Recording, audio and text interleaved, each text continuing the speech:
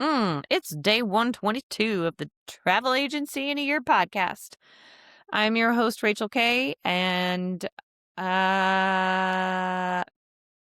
you got questions about me, go to elevatewithrachelk.com. Today's episode is not about spirituality, thank goodness, because I love to talk about it, but I also don't want to offend anybody, so it's like the hardest thing for me to talk about. I don't want to be like, sorry. Today's episode is the TA's optimization trap. The optimization trap. What is the optimization trap? Are you in it? And if you aren't, let's talk about signs that you are slipping into the over optimizing. All right. Rachel, can you define the optimization trap for us? Sure, Rachel. It's always improving. It's always improving, always optimizing, always making everything better. That isn't necessary. Like, it's when you're trying to improve everything. So it's kind of like, I'm going to be really, people are just going to hate me. It's fine. Kind of like people who start getting plastic surgery and they're just like, oh, just a little Botox, a little filler. And then they start looking like a Halloween mask in like 3 years because they're over optimizing. And it's like, Margaret, you're 80. It's okay. Like, it's okay to age, everybody. It's fine. That's kind of what you're doing in your business when you're in the optimization trap. It's perfectly fine. But you're just like, oh, let's add more filler and now implants and now a BBL and now liposuction here and now a facelift and now the second facelift. Oh, my facelift is melting now. Better get another one. It's, taking care of yourself is one thing. When it's like too excessive, there is a point where it gets too excessive, right? I have no problem with people being like, oh, I need Botox or I feel like I need a little filler. It makes me feel better. It's when it's like you turn into a giant pile of plastic. Okay. And then you're like, I need veneers because my teeth aren't perfect. Like, calm down. Nobody's teeth are perfect. Okay. So always improving isn't necessary and it actually impedes development. I wrote like a perennial plant. Why did I write like a perennial plant? That's probably the better example than looks maxing. Let's see, perennial plants. Oh, that's like if you have a perennial plant and you're like obsessing over pruning it and optimizing the soil every single season. And I'm going to have these award winning, whatever the heck plant blooms.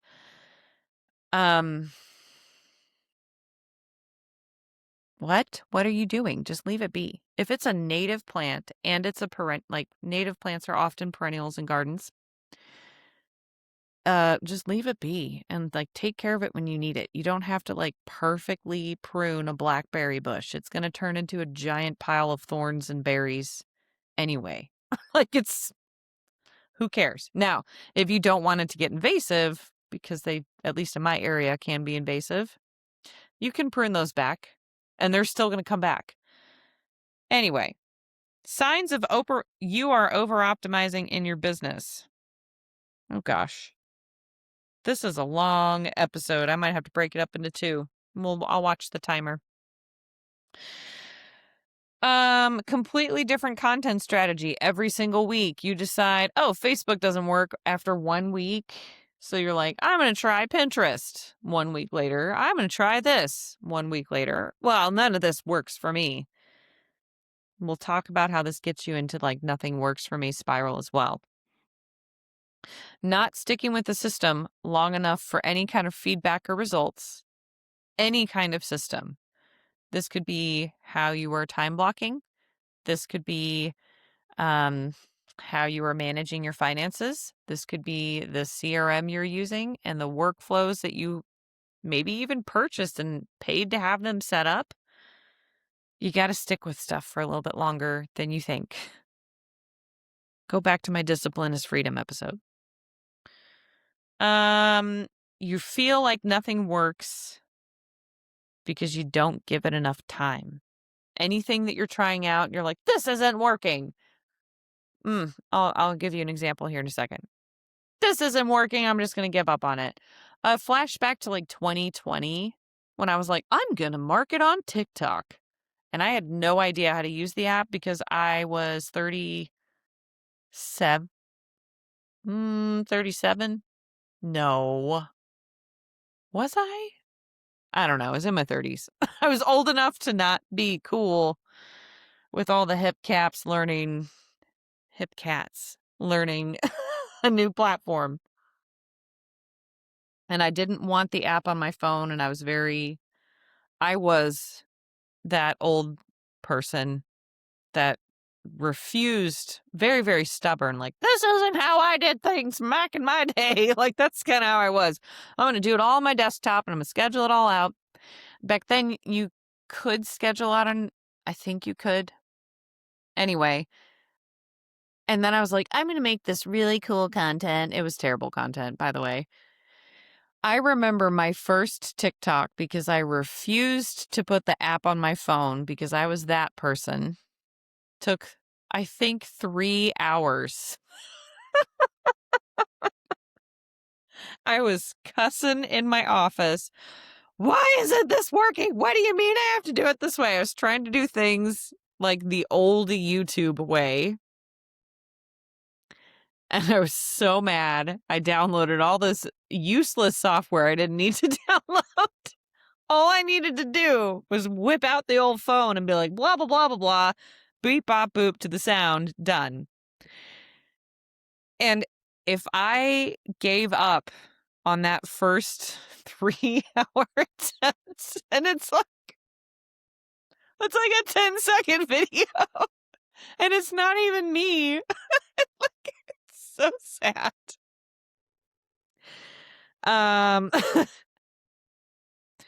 That is an example of like, nothing works. Well, I was the problem in that case. And then I started posting and I'm like, what do you mean I'm only getting like 10 views or something ridiculous, you know? And I had to stop and be like, okay, Rachel, you've got to do this for at least 3 months straight. Make a commitment to post once a day for 90 days. It's not going to be good content. Just make sure like you can always improve it later. And it was like 30 days into consistent posting is when I started getting connections with my ideal client avatars. And I think, I know the name of the first person I got from TikTok. I'm not going to give that name out, but I can't remember when their wedding was. I feel like they got married in March of 2022. And we worked together for over a year. So yeah, I started this journey in like July. And then I remember in August, we did the consultation. It took them a few weeks to make the decision to work with me. But I could have given up and been like, I'm not getting any consultations. This doesn't work 2 weeks in. And my life would be completely different. Okay, another sign. You are exhausted from the constant changes you're implementing in your life because you can't just stick with one routine for 3 weeks. And here's the thing. If you create a team and a routine, if you create a team, super friends. All right. You create a routine, test it out for like 3 weeks, and don't beat yourself up if you don't adhere to it perfectly. I have a lot of agents that I do kind of like coach and mentor talk about how difficult it is for them to stick to the schedule that they have created. You got to start with small steps. You can time block out everything, but once you get that time blocking done, because this is part of the constant changes. Like, this is the biggest thing I see with agents is like, I can't seem to stick to a set schedule. I feel like I'm all over the place. So force yourself to only stick to like one department's. Like, you can screw up if you're like, I've got to focus on marketing, time block out time for marketing. You can have everything else scheduled out and tell yourself for 3 weeks, my main goal is marketing. I'm going to focus on that. I will do my best to try and hit these other quote unquote departments like operations, service, finance. And marketing is my main focus. That's the one. I got to get through 3 weeks of consistently creating, posting content, and this is how I kind of have it on my schedule. You don't have to follow it perfectly. A lot of people, especially more creative minded, leans entrepreneurial. We don't like to stick with set schedules. I have everything time blocked on my calendar, more of at this point a reminder of what I need to do that day. Like I have lunch at noon. Sometimes I don't have lunch at noon, but I'm like, okay, well I finished working at 12:15 and then I'm like, "Oh, it's lunchtime. I can rest until 1 and I can't feel a need to like do something else, you know?" And sometimes, like I have on my calendar when I'm recording these podcasts, when I'm doing the editing, when I'm doing all the different things and all the other things in my business, unless it's a client call, if I want to record my podcast stuff like 7 o'clock at night because I feel like it, I can. And I can swap things in my schedule. So just know that when you are testing out a schedule, test it for 3 weeks or any kind of change. Test it for 3 weeks at a minimum and do your best to at least get the tasks accomplished that you have. Don't beat yourself up if you aren't perfect. Okay.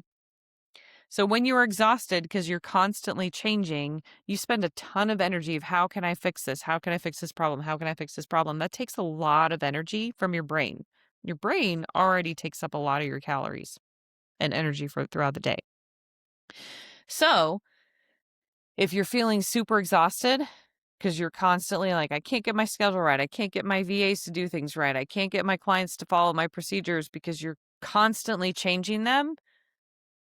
Just stick with what you have for a while, okay? Do your best to stick with it. Stop changing things. But you are over optimizing also if you're doing that. All right, analysis paralysis. You can't make a decision because there's too much information and noise. So maybe you're torn between one CRM or another. That should be a decision that you can make within 5 minutes or less after reviewing costs, features, benefits. And no, you're not. When you get used to being the leader, being the CEO, that would be a pretty easy decision to make. When you're new to that kind of thing, it can be very difficult to make those decisions. So you get into analysis paralysis because you're trying to optimize your business constantly. And that is also a little bit of a sign that you're lacking the confidence in what you have now. So it's like, let's pretend you're a seamstress. Oh, that's my knee hitting my globe over here. Let's pretend you're a seamstress and you have a pattern for a dress and you worked very hard on this pattern for a dress and you start creating these dresses and people are like, oh, this is such a well-made dress. Ooh, you got this, it's bias cut fabric so it'll drape real well and show off the old curvaroonies.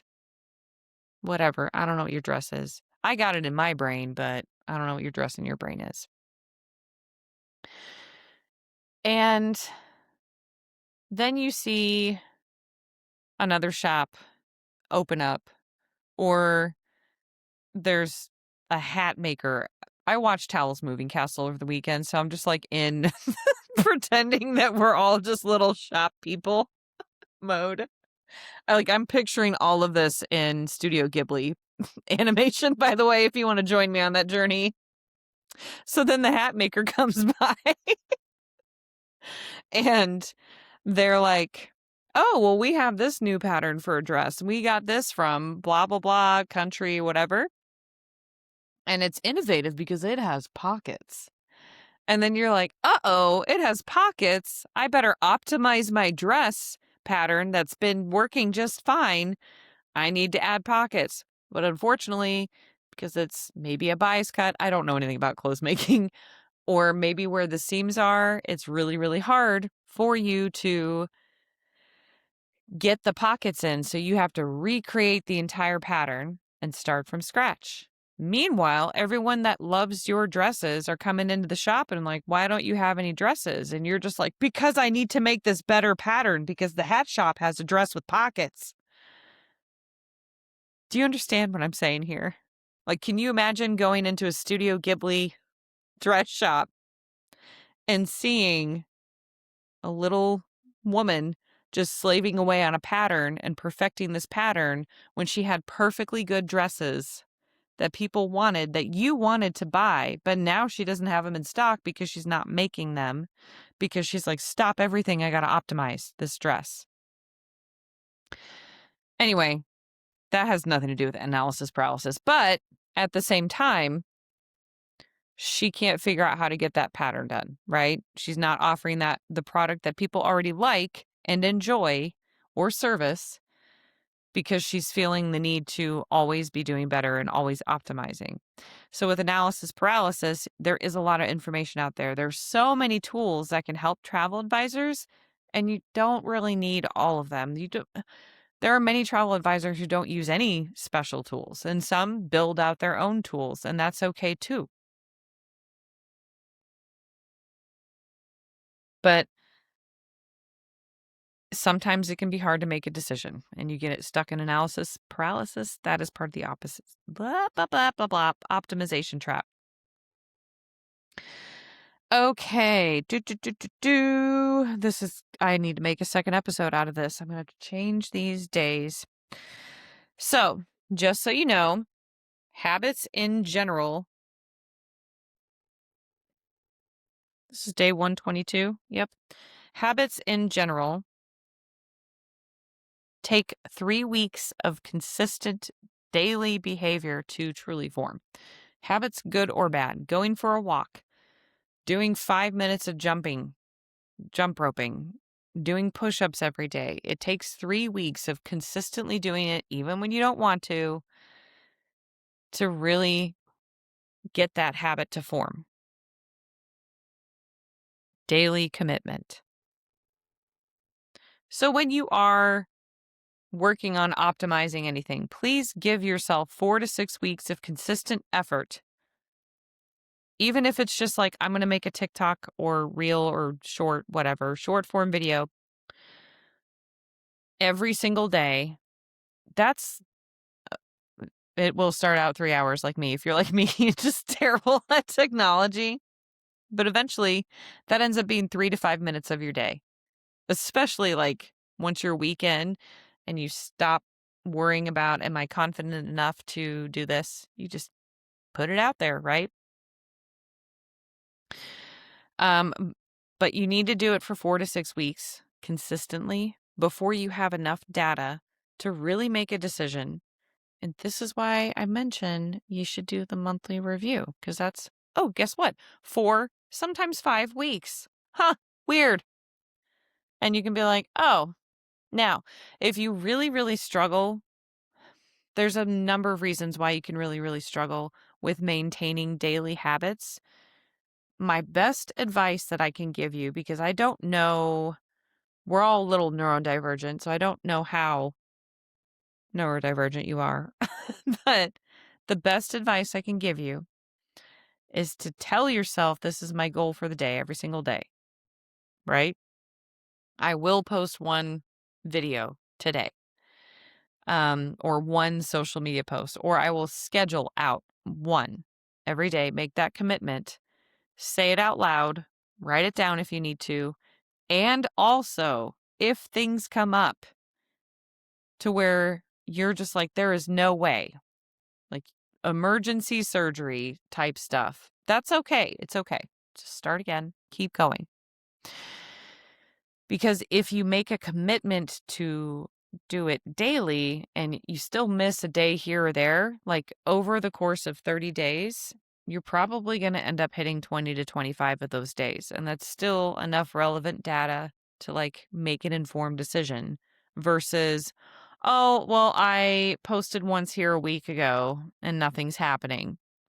I must be the worst. Well, you're not doing it daily. You got to show up every single day. All right.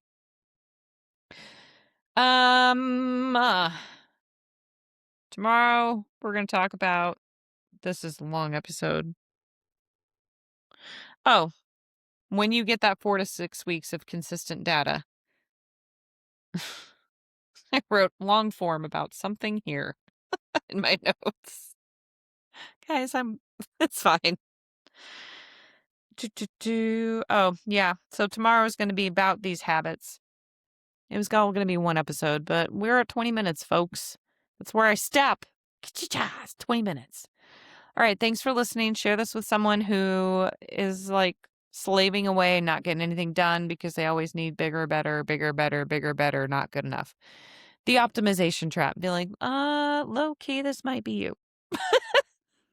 And then they might get mad at you. It's fine. Or they might thank you.